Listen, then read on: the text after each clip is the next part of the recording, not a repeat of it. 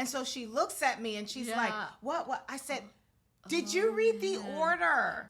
Hey y'all, Welcome to the Huddle Hub. I'm Deb. And I'm Majestic. And in today's huddle, we are going to talk about medication safety. Yes. I know it's not the most glamorous topic or fun topic, but it's important because Very. when you are in clinicals, in the hospital, nursing home, wherever you are working under your instructor's license, and there are consequences still. Just because you're a student doesn't mean you are not going to have consequences.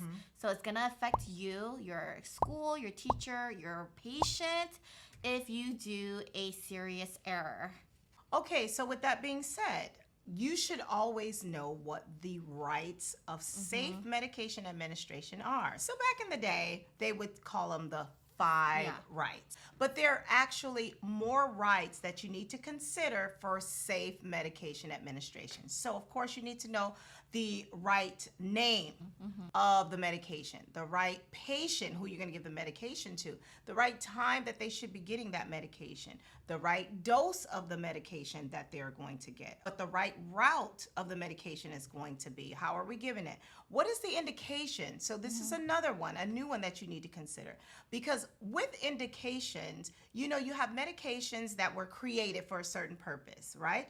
But then they're used for different indications. So for example, let's take the medication Ativan. You can use Ativan to treat anxiety, or you can use Ativan to treat seizures. You also want to check that expiration date. Don't just grab medication and distribute it because, believe it or not, the medication can be expired. Now we know that typically the medication is dispensed through pharmacy, but there's such thing called human error. They can make errors too. So you want to check to make sure you're not giving expired medication. Know why your patient is getting this medication. So usually when you're going to pass medications, your clinical instructor will tell you not every student does it in one day because that's way too many students for the instructor to watch.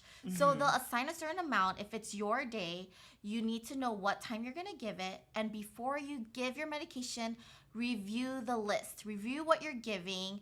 Look at the patient's diagnosis so that when your instructor is there for MedPass and you're pulling out your meds and she or he asks you, why are you giving that med? You will know the answer because you've checked the purpose of the medication, their diagnosis, and how it relates to it. You want to thoroughly review the medication order because you cannot deviate from that doctor's order, okay? If you deviate from that doctor's order, then you're more than likely at risk to make a medication error, okay? If there is an order that you don't quite understand, don't ever think that you can interpret it. Don't say, oh, you know what, this says, oh yeah, I think that's what it says. You are guaranteed to make an error. Don't ever try to interpret the order. What you need to do is you need to talk to the nurse, okay, the nurse that you're shadowing or that you're with, and you need to let the nurse know that you don't understand the order, okay? And then check the allergies. You can go in the chart and they will have a little section that lists all their allergies. But before you give them medication, when you do your patient identifiers, you want to have a habit of asking if you have any allergies. Yes. Because it might not be in the chart, it might not be updated, and maybe there's a new allergy that they had a reaction to maybe the morphine that you're giving, and they just realized that day, you know, during their hospital stay that they had a bad experience with it. So always ask the patient too if they have any allergies or sensitivities to meds, and some are even sensitive to the gloves and Latex. or tape. Yes. Yeah, certain types of tape. So keep that in mind when you're administering meds. Food allergies. Yeah, food allergies too. Ask them if it's their first time receiving that particular med. That's The good. reason being is because adverse reactions, they can happen. They can happen at any time. If it's that patient's first time taking that medication, you don't know if an adverse reaction will happen. They don't know if an adverse reaction will happen. So also, you want to know what the hospital or the facility's policy and procedure is on the patient identifiers because each facility might be different. Like where I currently work, our patient identifiers, because it's a long-term care facility, is their first and last name and their picture. They have a picture attached to our MTRs, okay? But that is not exclusive for everybody. That's not the same for every facility. You want to make sure you're familiar with the hospital's policy on the patient identifiers, because your clinical site, and it varies, so you're going to do this every time you go to a new clinical site. Yeah. Because it might be their first, last name, and their birthday, okay? Or they might have their own internal system to where they have assigned medical record numbers. You just don't know. So every facility that you go to, you want to check what their policy is on the patient identifiers. Yeah. Next one is, everyone should know proper hand hygiene. That is going to be your number one answer for everything. For everything. Just what do you do first? Hand hygiene. hygiene. So make sure you wash your hands before you administer meds, or use the hand sanitizers that are there. So use hand hygiene. When you're preparing meds, you want to be as safe as possible. So when you're preparing medications, make sure that you have all the right equipment, all the right tools. So if I'm going to be giving insulin, insulin is very, very particular. Number one, it's a high alert medication. So it's going to take 2 people for the preparation and administration of this insulin because it's a high alert med. But make sure you have the correct syringe, okay? Do not grab a TB syringe to administer insulin. That should be an insulin syringe, and you want to make sure you get the correct one because you have U100s, you have U50. So make sure that you've gotten the correct one. And for those of you who don't understand what I'm talking about, don't worry, you'll know.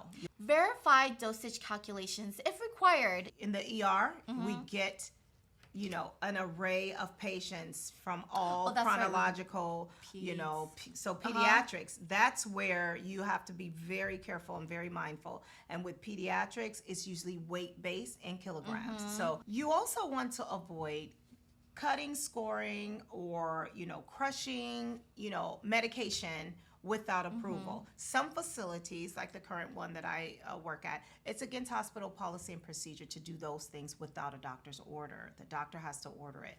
And then in some facilities, you're at liberty just to use your clinical judgments. When I was working at the bedside, I had a patient with the G-tube that needed meds. All their meds had to be crushed. But there was certain medications, you'll see the order, it says specifically, do not crush. Or even on the bag, it says, do not crush. And I see that it's been given for like so many days, and I'm like, how are they giving this? Not supposed to, You're not supposed to crush it. And what you would do is you call the pharmacy, you ask them, this says not to be crushed, but they have a G-tube, and I have to crush it. So there's a lot of times where they just have a liquid form of it. Yes. And it's easier to give the medication. Yes, because you have to be mindful that medications come in different forms. So like knowing the form is another safe practice. So you have medications that come enteric coated. That is to protect the lining, of the stomach. There's medications that are very harsh. And so they have particular forms. So it's very important because some you cannot crush. You have extended tablets and things like that. So you want to be mindful of that. The next one is be cautious with high-risk medications. You have a story about a blood thinner, right? I have a horror story about a blood thinner. So I used to precept in my old facility in the ER, and I did that because I wanted to help new nurses. She was a brand new nurse, okay? When you're a new nurse, you're still learning. You're still learning. So I stepped out of the room for whatever reason. I can't remember. I stepped out of the room. When I had come back, she had prepared the Lovenox. And we know Lovenox is a blood thinner, and Lovenox is given sub-Q. So she had prepared the Lovenox. Right as I walked in the room, she had the Lovenox hooked up to the IV. And she was about to administer the Lovenox IV. And I said, wait, what are you doing? What are you doing? Stop, stop, stop. And so she looks at me and she's like, what? I said, did you read the order? And she's like, yes. I said, stop, take the syringe out. We had to take the syringe out because she was about to push it. Oh my goodness. Stop. We went back to the EHR. I said, read the order. She read the order. I said, read it again. She read it again and she goes, oh my God, it's sub-Q. She was about to administer it IV. Was the patient awake? No, our patient was not, thank goodness. Oh my God, I would have freaked out. Because can you imagine? Yeah.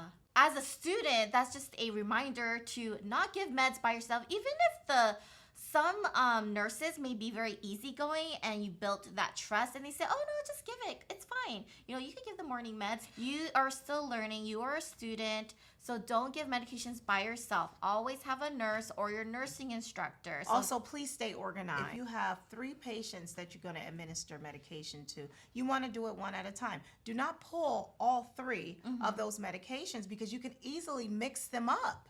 You can mix up the patient, and believe you me, it has happened. I personally know people who have done this, okay? Anything that you put in a syringe, the syringe should be labeled with what's in there. Because once the medication is pulled into that syringe and you sit it down, you don't know what's in there. And always keep the medication separate. So if bed A is going to get this, focus on bed A. Get bed A out of the way. Go to bed B, okay? That's the best way to do things. Yeah, and never leave your medications unattended. Ever. Don't pull out your meds and then leave it in the med room and then walk away to go get a supply. Bring it with you because you don't know if someone else takes it or switches it or takes the medication. Right. It's like a narcotic Absolutely. and you get in trouble. Yes. Or leave it in the patient's room and walk away because what if there's family members Or there? another patient in there. Or another patient because some rooms they have multiple patients and they take it on accident or it gets mixed. You just never know. So keep that with you. Right. Don't Let leave me it tell the unattended. story about, I don't know if you remember this, but remember one of our clinical instructors? So our clinical instructor, she told us this horror story that there was a medication and it looked similar to Maalox, but it wasn't for the patient to ingest, and she left it at bedside. I don't know if you remember I don't this. remember this Yeah, one. so she left it at bedside, and it wasn't for the patient to ingest. It was something else like some type of, I think it was a topical or whatever, but it was liquidy and it looked like Maalox, and the patient's stomach was hurting. So when she came back, the patient drank it. Oh my goodness. Because she left it unattended and the patient drank it. Yeah, especially confused patients too. Oh yeah, You for cannot sure. leave medications So unattended. don't do that. You want to make sure you document everything, okay?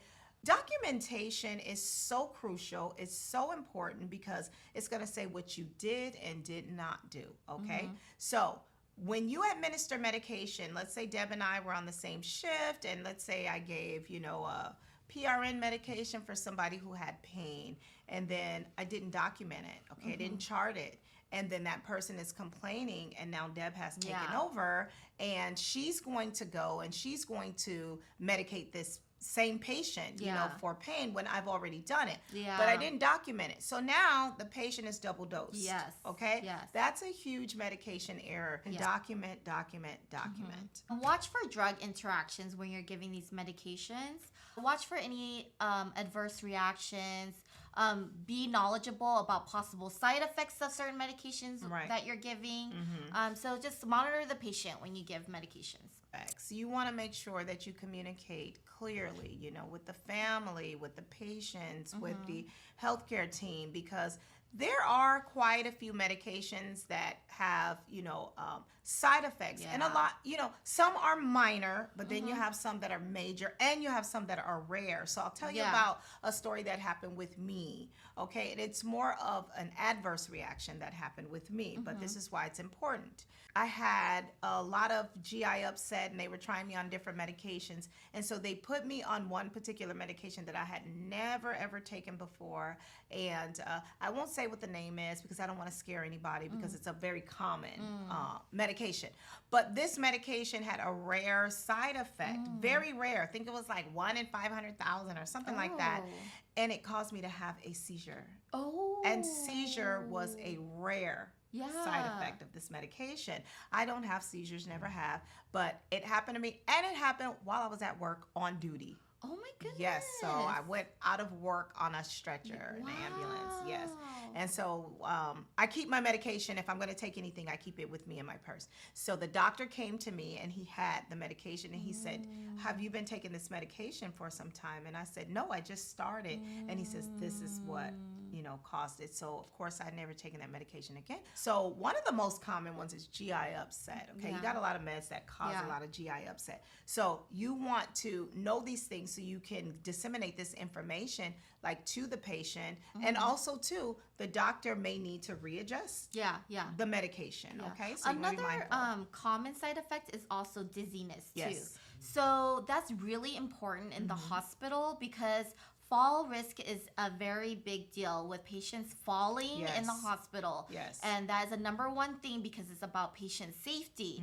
So if certain medications you're giving that is a common side effect is dizziness, you want to educate the family and the patient that this may cause you to feel dizzy. So Right. that's why it's important you don't walk by yourself, you push the calle, and you let us know That's that you're right. going to the bathroom. Right. Because it can Yes. cause dizziness. Because some patients will be like, I got it, I'm fine. But then Right. if they have in their head, wait, but I'm taking this medicine and it might make me dizzy. Exactly. So it'll remind them to call for help. Exactly, and that was some great patient Yeah. education. You are an educator. As a nurse, you are an educator to your Yep. patients, so Yep. you always want to be mindful to educate them. Yep. Another thing, emergencies, okay? Emergencies will never prepare you. Yeah. They happen when they happen. Yes.